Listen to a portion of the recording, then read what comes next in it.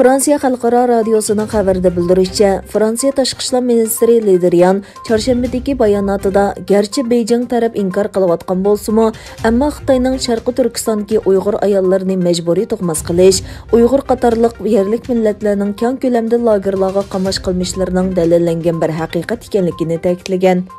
Liderian chorshanba Fransiya Kengash palatasida so'z qilib, Xitoyning Uyg'ur ayollarini majburiy tug'mas qilish, jazo lagerlariga qamalgan ayollarga bosqinchilik qilish, izdiraksiz yo'qotib etish, keng ko'lamli qamash, majburiy emgakka selish, madaniyat meroslarini vayron qilish, vakil xarakterlik masjidlarni chiqib vayron qilish va nazorat qilish qatorliqlarning hammasi pokitlik isbotlangan degan.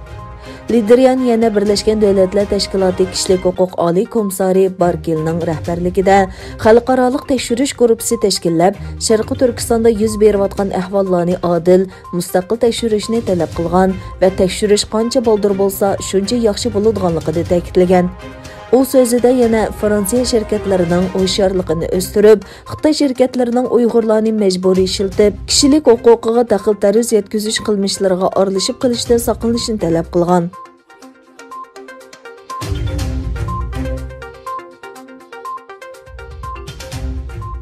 Türkiye Tashqi ishlar ministri Çavuşoğlu, Xitoy Tashqi ishlar ministri Wang Yining rayon davlatlariga qilgan ziyorati jarayonida 25 mart Turkiyada rasmiy ziyoratda bo'ladiganligini bildirdi. Çavuşoğluning aytishicha, uchrashishda ikki taraf munosabati, rayon masalalari, Osiyo va Yevropaga aloqador masalalar, korona Xitoy virusiga qarshi kurash va kun tartibidagi barliq masalalar muzokara qilindi ekan. Wang Yi Turkiyaga kelishdan burun 18 va 19 mart kunlari Amerikaning Alyaska shtatida Amerika Tashqi ishlar ministri Bિલન bilan ko'rishdi. Aqsaroyning bayonotchisi Pesaki Uyg'ur qirg'inchiligining Amerika Xitoy suhbatida muhim temalarning biri bo'ladiganligini bildirdi. Amerikaning Xitoyning Uyg'ur musulmonlarga qaratgan siyosatini davomli irqiy qirg'inchilik deb taniydiganligini bayon qilgan Pesaki mundaq dedi: "Biz bu masalada sherik davlatlar bilan hamkorlashish va Xitoyga texnik ko'p besim ishlatish uchun fursat izlayapmiz."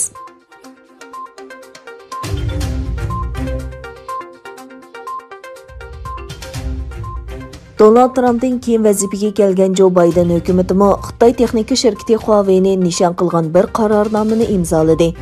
Amerika hukumati bu hafta shirkatlarning Huawei'ga setish ijozatnomasi o'zgartirish orqali 5G uskunasi bilan ishlatishga bo'ladigan mahsulot bilan ta'minlashda yangi cheklamalarni o'tirg'a qo'ydi. Manbalarning aytishicha, bu o'zgarish Huawei bilan ilgirki ijozatnomada tuzilgan kelishimni buzishi mumkin. Xitoy Tashqi ishlar ministrligining bayonotchisi Zhao Lijian muxbirlarni kutib olish yig'inida mundaq dedi: Amerikaning harakati Xitoy shirkatlarining qonunli huquqiy va manfaatiga ziyon yetkazib qolmay, Amerika va uning savdo muhitiga ziyon soladi dedi.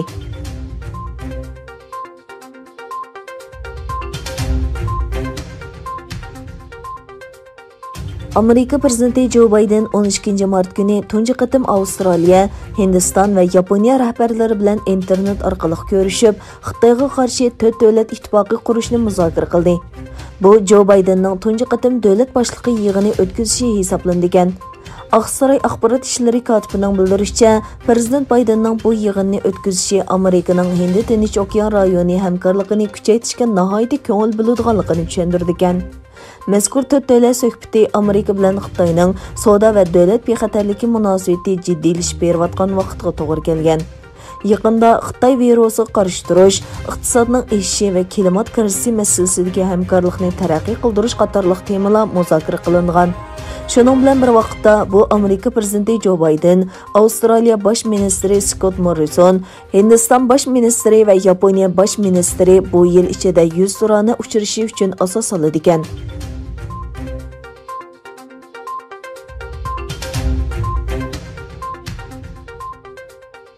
Türkiye bilen Mısır arasında diplomatik ve istihbarat alakası qaytadan başlandı.